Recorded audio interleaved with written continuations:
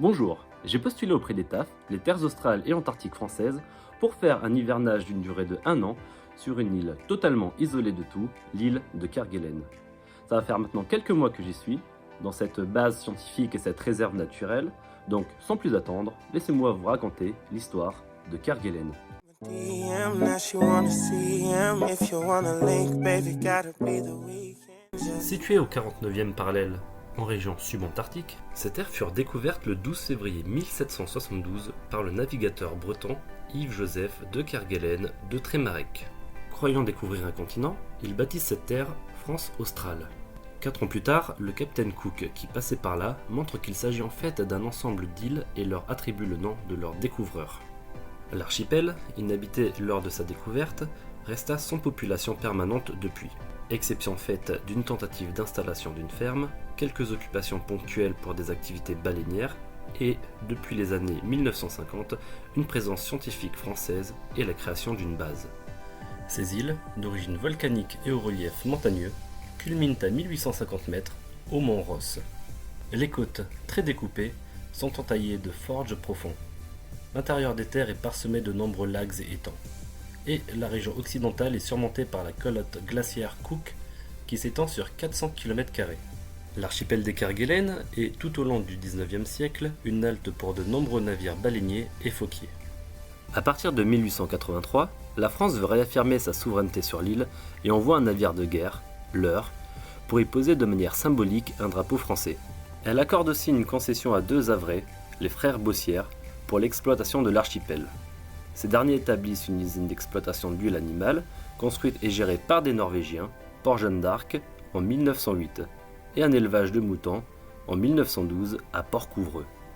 L'usine d'exploitation d'huile animale est gérée par des Norvégiens, car dans un souci de souveraineté, la France voulait avoir des installations sur l'île le plus rapidement possible. Mais n'ayant pas les compétences pour construire et exploiter une usine baleinière dans des temps records, ils ont accordé une concession aux Norvégiens, qui se sont occupés de tout, mais avec un deal de reverser 5% de leur vente d'huile et 10% de leur vente d'autres produits. Jusqu'au bout du XXe siècle, les chasseurs de phoques et de baleines qui ont fréquenté l'archipel, principalement pour collecter l'huile d'éléphant de mer, de baleine et les fourrures d'otaries, se sont fait un plaisir et ont littéralement massacré la faune. Les populations animales se sont heureusement aujourd'hui reconstituées, et les côtes accueillent à nouveau de nombreuses colonies de reproduction d'oiseaux, comme les albatros ou les manchots, mais aussi des mammifères marins comme les éléphants de mer et des otaries. Les écosystèmes de l'archipel doivent toutefois s'adapter à la présence d'espèces néfastes introduites par l'homme, notamment les lapins ou les chats. Le chat bouffe les oiseaux et le lapin la flore de l'île. Depuis 1950, la France assure le fonctionnement continu de la station de Port-au-Français, base logistique, technique et scientifique où se relayent régulièrement 45 à 100 personnes. Elle permet une étude détaillée de l'environnement géophysique, géologique, de la faune marine et terrestre, ainsi que celle de la flore. Depuis cette date, des missions annuelles assurent une permanence scientifique et technique sur l'archipel.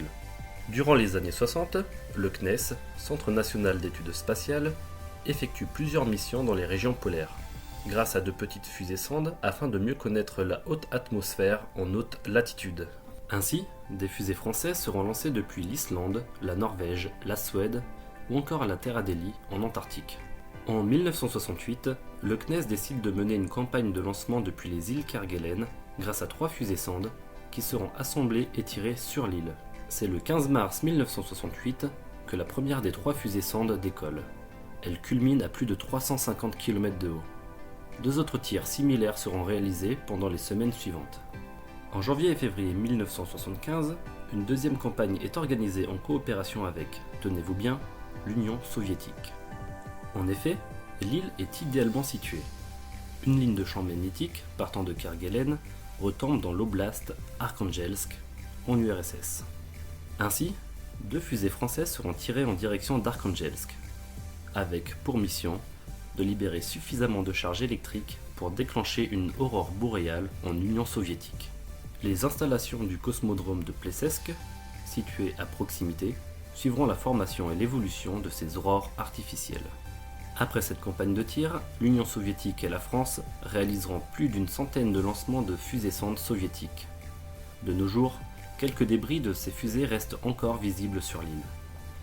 Bref, voilà un petit résumé de l'histoire de Kerguelen. Mais sinon, petit fun fact des idées à la con que la France a eu, au début des années 1960, les îles Kerguelen furent envisagées, avec d'autres lieux d'outre-mer, comme site d'essais nucléaires. On peut dire qu'on a échappé au pire. Ah, et ils voulaient créer un bagne aussi. Du coup, c'est un petit résumé, comme je vous ai dit. J'espère que la vidéo vous a plu. Bref, voilà, c'est tout pour moi. Ça change un peu de mon registre de vidéos, certes, mais j'espère que ça vous aura plu. De toute façon, vu que je suis là pendant un an, je compte faire pas mal de vidéos sur le sujet, peut-être des naufragés à Kerguelen ou autre. Je vous tiens au courant, ma foi, j'en sais rien encore. Quoi qu'il en soit, si la vidéo vous a plu, n'hésitez pas à vous abonner et lâcher un like, c'est très important pour moi. En tout cas, merci à vous et ciao! Every single morning, took the bus and hit the studio, my nigga, I was living on a mission. Thought I was the greatest every minute, I would say I need a record deal, a nigga stay wishing. Homie yelling, all you do is rap, seems like you don't even wanna listen. Chill with it, you just gotta deal with it, can't stop a nigga when you know he got a vision.